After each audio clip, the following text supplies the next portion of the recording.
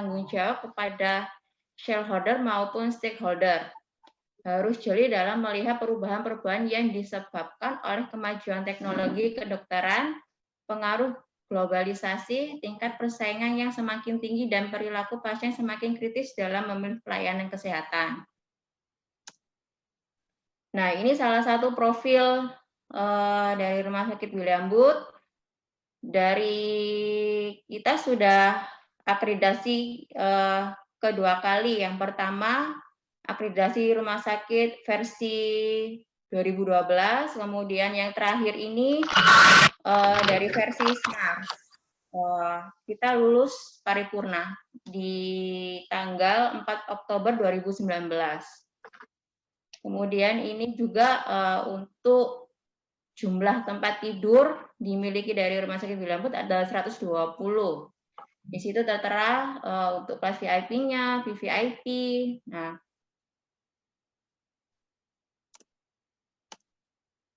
di sini kita memiliki visi, misi, dan nilai-nilai dasar. Nah, untuk visi dari rumah sakit menjadi penyelenggara layanan kesehatan yang bermutu, terbaik, dan terpercaya dalam meningkatkan kualitas kesehatan manusia secara holistik. Kemudian yang misi yang pertama, memberikan pelayanan yang profesional, manusiawi, tepat waktu, dan tepat guna untuk berfokus kepada kaidah keselamatan pasien sesuai dengan standar pelayanan. Yang kedua, membangun dan mengembangkan pendidikan, pelatihan, dan penelitian yang menunjang pelayanan kesehatan kepada pelanggan secara kesinambungan sesuai dengan perkembangan IPTEDOK dan pelayanan perumahsakitan. Yang untuk ketiga, mengelola sumber daya manusia yang berintegritas tinggi dalam memberikan pelayanan dengan memperhatikan nilai etik, moral, sosial, dan spiritual.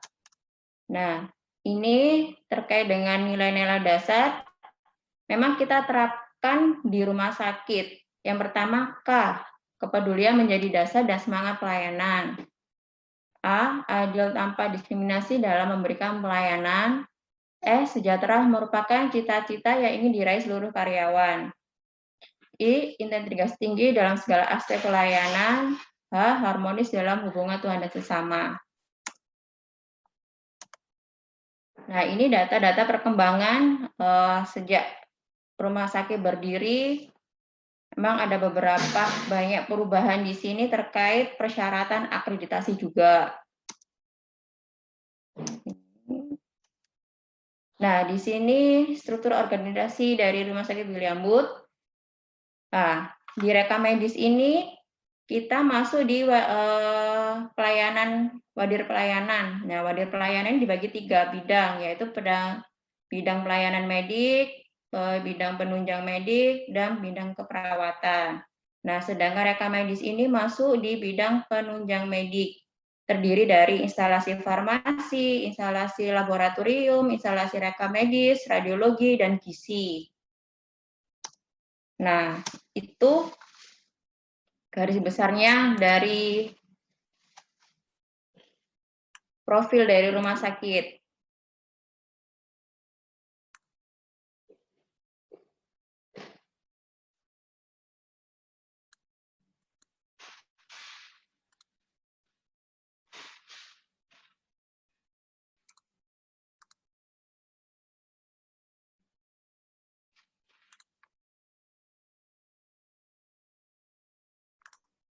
Terus kita masuk ke yang kedua.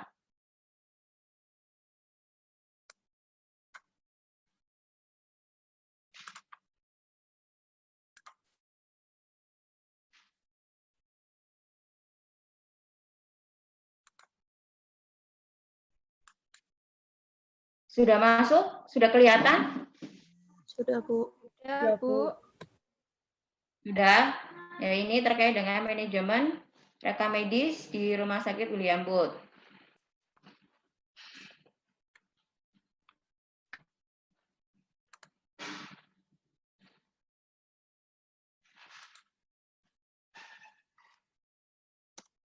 Nah, tujuan pertama dari manajemen Rumah Sakit William Booth itu harus memahami dari 4 komponen ini ya. Yang pertama, fungsi rekam medis. Yang kedua, manajemen rekam medis. Yang ketiga, kebutuhan sumber daya manusia. Yang keempat, kebutuhan fasilitas. Nah, untuk garis besarnya dari manajemen rekam medis terdiri dari 5. Yang pertama, pengertian umum. Pengertian umum itu pasti teman-teman kan sudah tahu apa sih yang dimana rekam medis itu, yaitu berkas yang berisi catatan dan dokumen tentang identitas pemeriksaan pengobatan, tindakan, dan pelayanan yang telah diberikan kepada pasien. Nah, ini sudah ada Permenkesnya 269. Nah, yang kedua, jenis rekam medis ini kan ada 2. Rekam medis kertas sama elektronik. Nah, sedangkan untuk Rumah Sakit Liambut ini masih menggunakan yang kertas. Nah, untuk yang elektronik ini masih kita kembangkan, jadi masih dalam proses. Nah, untuk isi rekam medis di rawat jalan, rawat inap, dan IGD ini ada beberapa perbedaan. Nah, terkait dengan isi rekam medis ini juga mempengaruhi dengan desain formnya juga.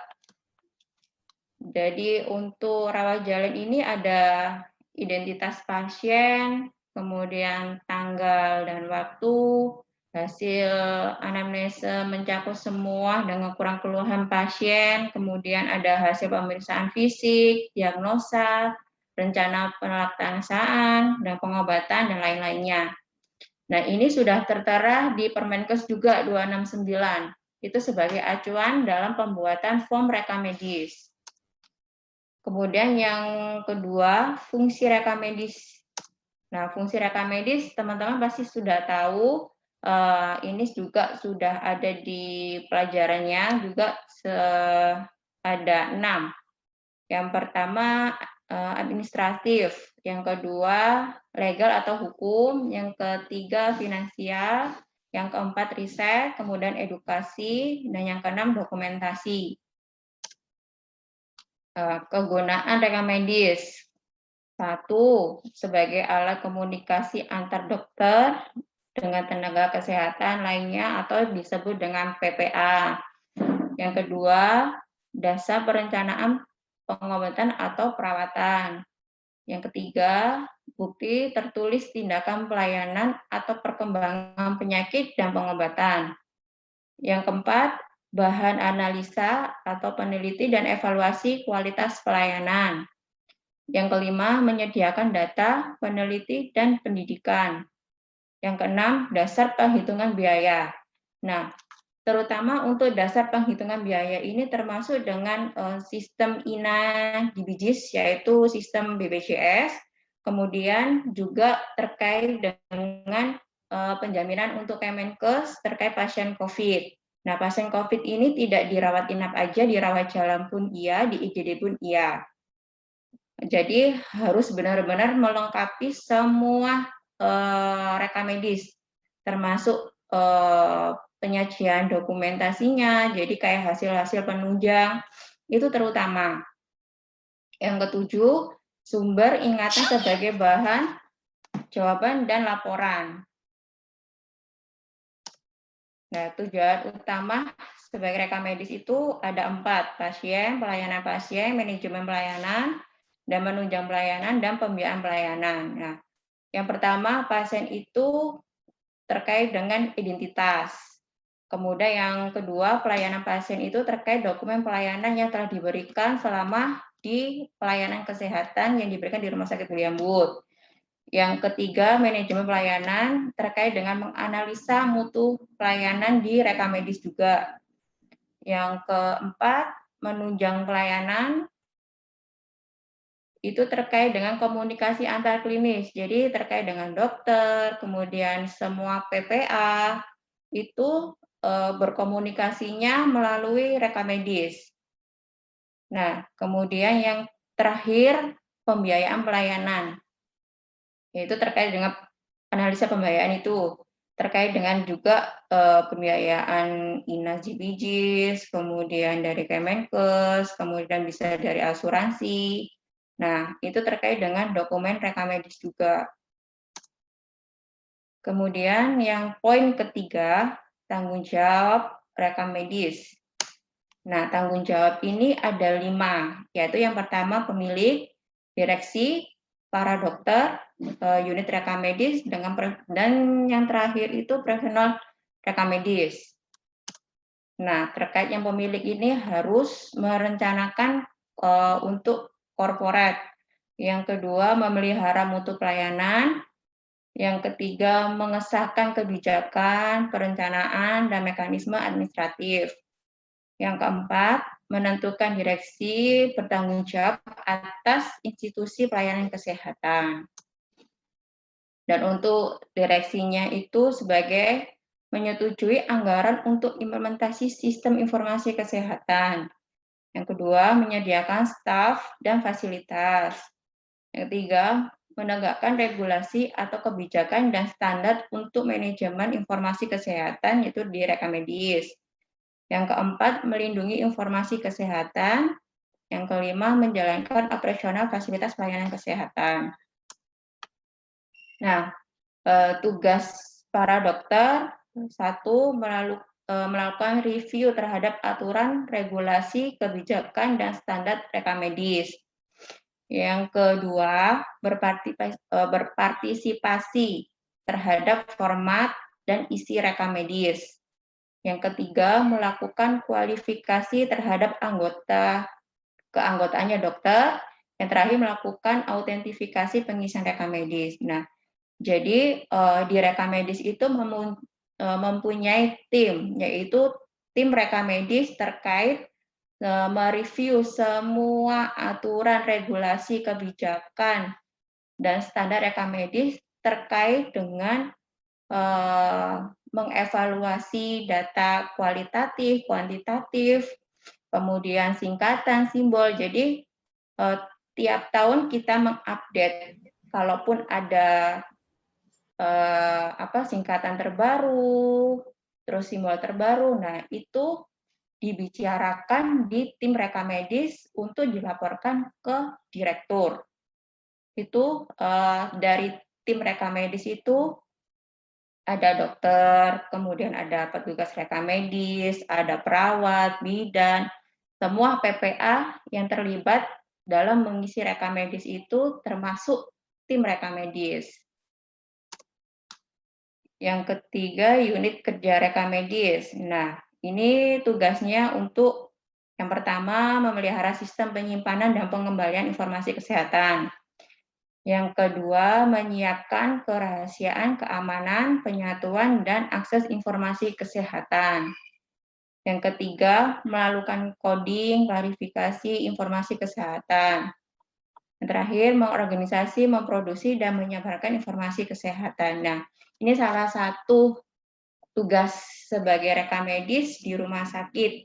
Jadi kita nggak melakukan koder aja, jadi kita menyiapkan sistem pengembalian dari informasi kesehatan, kemudian organisasi untuk penyebaran informasi, kemudian banyak untuk melakukan coding itu banyak pembelajaran dari INACIBIDIS itu ada coding kombinasi. Nah, itu bisa terkait dengan biaya.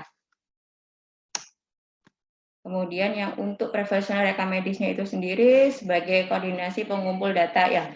Ini salah satu tugas dari tim rekam medis, yaitu untuk monitoring penyatuan informasi. Yang ketiga, memastikan bahwa informasi kesehatan hanya diakses oleh yang berhak. Yang keempat, melakukan organisasi, analisa, dan evaluasi informasi kesehatan. Kemudian memberikan konsultasi tentang informasi kesehatan dengan unit kerja lain. Selanjutnya, mengkompilasi statistik kesehatan. Kemudian mengkode diagnosis, terapi, dan tindakan. Selanjutnya, masukkan dan mengambil informasi kesehatan. Yang terakhir, monitoring standar dan regulasi manajemen informasi. Nah, untuk yang poin keempat, sistem penomoran, penamaan, dan penyimpanan. Dari sistem penamaan di Rumah Sakit William Booth, Salah satunya di dalam rekam medis itu ada nama, terus kalaupun ada marga, kemudian gelar, status, perkawinan, bayi baru lahir ini salah satunya isi penamaannya di rekam medis. Kemudian sistem penomoran untuk identifikasi sarana layanan kesehatan pasien diberikan nomor rekam medis. Nah, di sini ada 3, di serial number, serial numbering unit, sama unit numbering. Yang di Rumah Sakit William Booth di sini menggunakan unit numbering, yaitu pasien hanya diberikan 1 nomor untuk semua pelayanan di sarana pelayanan kesehatan. Jadi satu pasien memiliki 1 rekam medis, itu seumur hidup. Kemudian sistem penyimpanan. Nah, sistem penyimpanan ini ada 3, track number filing, terminal digit, dan middle digit filing. Nah, di Rumah Sakit William Booth itu menggunakan terminal digit, yaitu nomor pasien dibagi 3, yang bagian 2 digit terakhir dipakai sebagai acuan pengelompokan, kemudian yang ketiga dikelompokkan menjadi nomor 100 dan selanjutnya. Nah, penyimpanan ada 2, sentralisasi sama desentralisasi. Di Rumah Sakit William Booth itu penyimpanannya secara sentralisasi. Jadi maupun rekam medis rawat inap, rawat jalan, IGD itu ditempatkan satu tempat. Jadi rekam medisnya kita itu jadi satu gabung. Jadi mulai dari rawat inap, rawat jalan, kemudian IGD. Jadi status rekam medisnya itu sesuai dengan perjalanan penyakitnya dia. Jadi sesuai dengan urutannya. Jadi urutan dari pemeriksaan selama di Rumah Sakit William Booth. Kemudian fasilitas. Nah, macam ruangan yang dibutuhkan, kemudian ruang proses pengelolaan berkas rekam medisnya, kemudian ada ruang pengelolaan data terkait dengan pelaporan, kemudian ada ruang kepala unit kepala rekam medis juga, kemudian ada ruang rapatnya juga. Itu yang salah satu macam ruang yang dibutuhkan di ruang rekam medis. Kemudian ini rekam medis yang akan disimpan dengan perhitungan 5 tahun ke depan. Kemudian sistem penyimpanannya kita menggunakan terminal digit. Yang ketiga, cara penyimpanan sentralisasi atau desentralisasi. Nah, kita menggunakan sentralisasi, kita juga mengukur luas ruangannya, untuk penyimpanan rekam medisnya juga itu dilihat sesuai dengan desain formnya, kemudian desain rak-rak rekam medisnya juga itu perlu diperhitungkan juga. Kemudian untuk lingkungan juga perhatikan dengan pencahayaan, suhu, dan kelembapan. Nah, itu yang bisa saya kasih terkait dengan manajemen rekam medis di Rumah Sakit William Booth.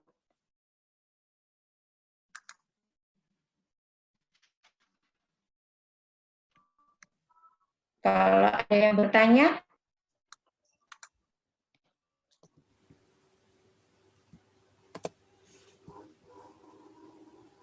Bu Wuri, mungkin kami berikan kesempatan berikutnya untuk adik-adik mahasiswa dari masing-masing kelompok. Di sini ada 3 kelompok, 1, kelompok 2, dan kelompok 3. Mungkin akan saya berikan kesempatan. Jadi mumpung ada pembimbing lapangan di sini yang siap sedia bisa memberikan banyak ilmu ya. Jadi mohon adik-adik semuanya bisa dimanfaatkan waktu dan karena beliau ini juga sibuk, jadi ya kita sangat bersyukur masih ada pertemuan dengan beliau untuk bisa berbagi ya. Silakan untuk kelompok 1 dulu, disebutkan namanya ya. Sebutkan namanya dulu dari kelompok berapa, kemudian baru pertanyaannya. Silakan.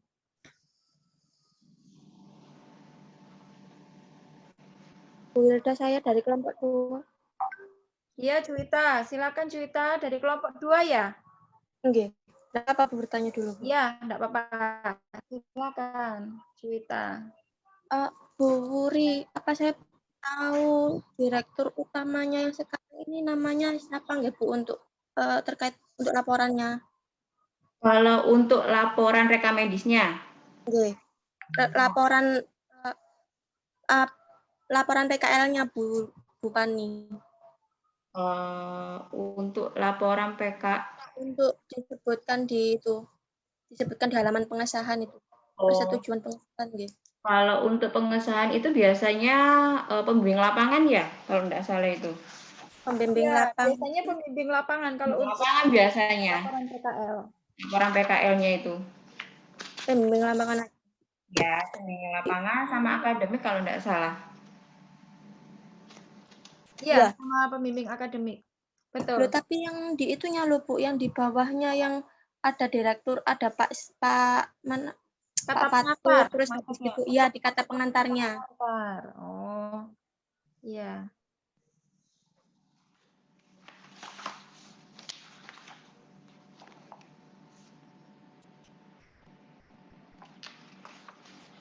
Di kata pengantarnya.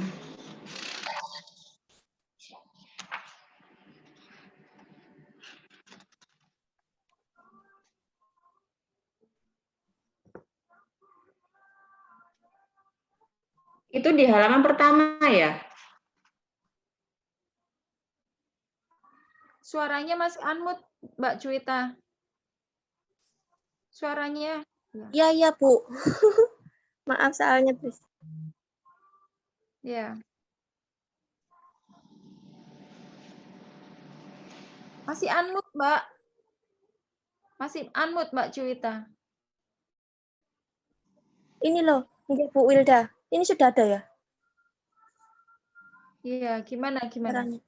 Kan Ya, yang di halaman itu loh Bu, kan setelahnya Pak Fatkur, terus pembimbing, ada direktur utama Rumah Sakit William Booth, lalu sebutkan niku. Iya, itu biasanya masuk di kata pengantar mungkin sebagai ucapan terima kasih ya biasanya. Ucapan terima kasih. Mungkin ada di website ya. Websitenya mungkin ada, biasanya di website itu ada juga ya direktur, nama direktur, struktur organisasi. Ada websitenya ya Bu Wuri ya? Ada Bu, untuk websitenya ada. Oh, nggih. Nanti mungkin sambil. Nanti saya boleh minta nggih Bu? Boleh. Nggih. Sama nama jenengan Bu Pani Wuri nggih. Oke. Ya nanti Gitu. saya kasihkan nanti. Nggih Bu, terima kasih. Ya, oke. Berikutnya dari kelompok 2 lagi mungkin. Silakan 2 pertanyaan.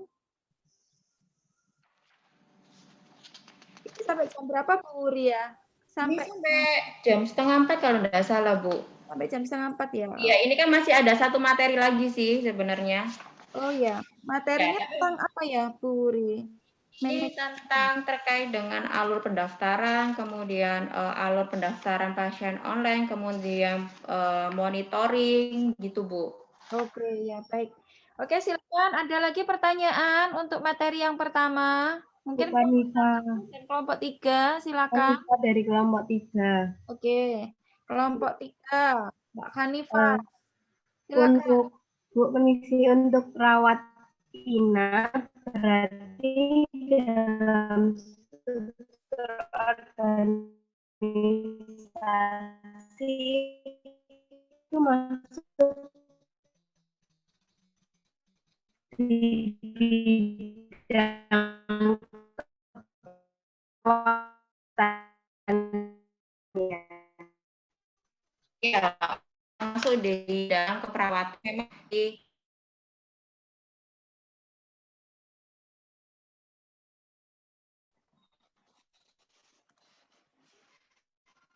muncul enggak? Belum, Bu. Belum Bu.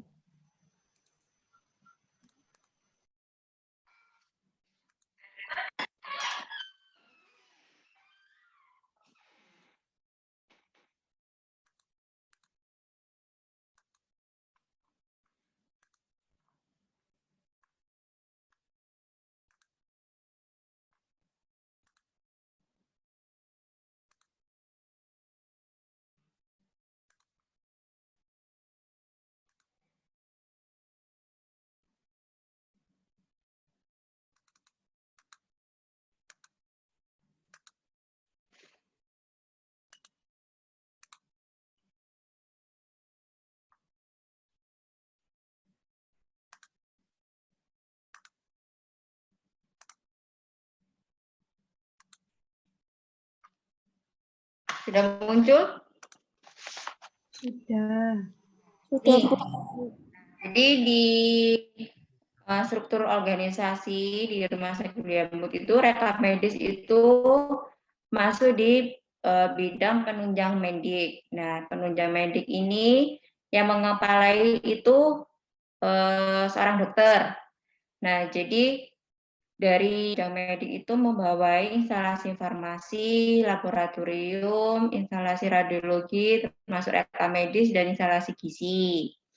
Kemudian di bidang pelayanan itu dirawat jalan terkait dengan IGD, kemudian poli, instalasi bedah, ini OKA, kemudian ada instalasi hemodialisa.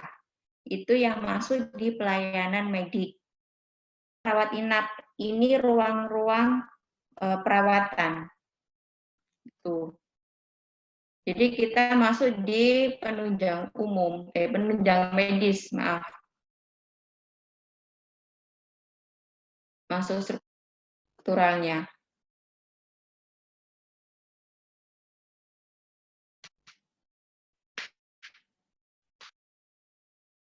Di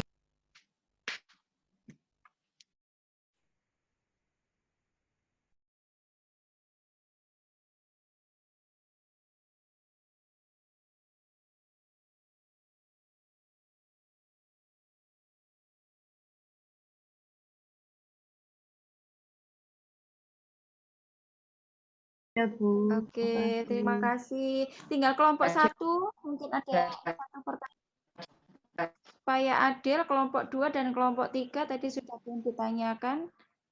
Silakan untuk yang kelompok 1. Kalau tidak ada, mungkin bisa langsung lanjut ke materi berikutnya. Silakan kelompok 1.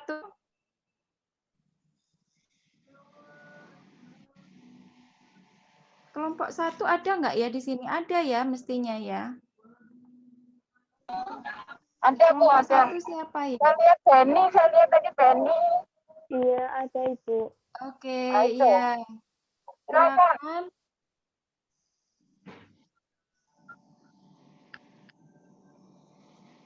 Atau nanti mau ditanyakan waktu setelah materi kedua saja ya? Iya, boleh saja. Ya, Cecil mau tanya, Ta? Belum, Bu, belum ada yang mau ditanyakan. Mungkin dilanjut dulu. Itu bisa kita lanjutkan untuk materi berikutnya, untuk materi yang kedua. Silakan Bu Ri untuk materi berikutnya bisa disampaikan. Baik, Bu.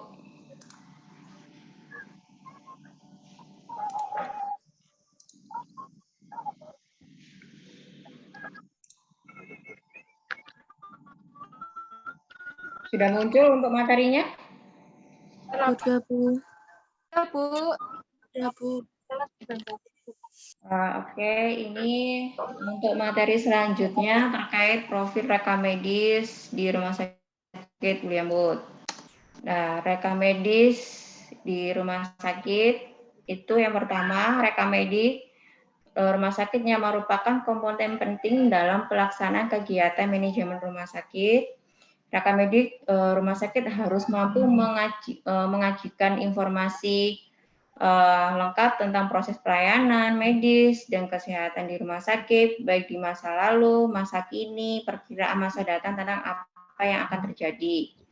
Yang kedua, berkas rekam medis tidak boleh dikirimkan ke tempat keperawatan lain jika seandainya pasien dirujuk untuk mendapatkan perawatan selanjutnya di institusi atau di rumah sakit lain. Hanya yang dikirimkan cukup resum medis, yaitu kesimpulannya aja. Kemudian di rekam medis ini dibagi kelompok 2. Yang pertama kelompok medis, kemudian yang kedua kelompok data umum. Nah, untuk kelompok data medik ini ada beberapa, yaitu hasil sebagai jawaban pihak pelaksana pelayanan medis, paramedik, dan ahli kesehatan lain, paramedis atau perawat, dan para non-perawat.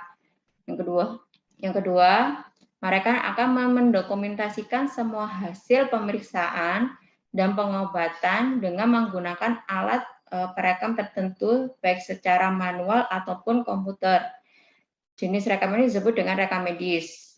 Kemudian yang kedua, kelompok data umum terkait dengan identitas di hasilnya kelompok kegiatan medik yang akan mendukung kegiatan kelompok data medik di poliklinik. Yang kedua, beberapa contoh kegiatan poliklinik adalah kegiatan persalinan, kegiatan radiologi, kegiatan perawatan, kegiatan pembedahan dan laboratorium, dan sebagainya. Yang ketiga, data umum dapat dari kegiatan pemakaian ambulans, kemudian kegiatan pemesanan makan, kemudian kegiatan kepegawaian, dan kegiatan keuangan, dan sebagainya.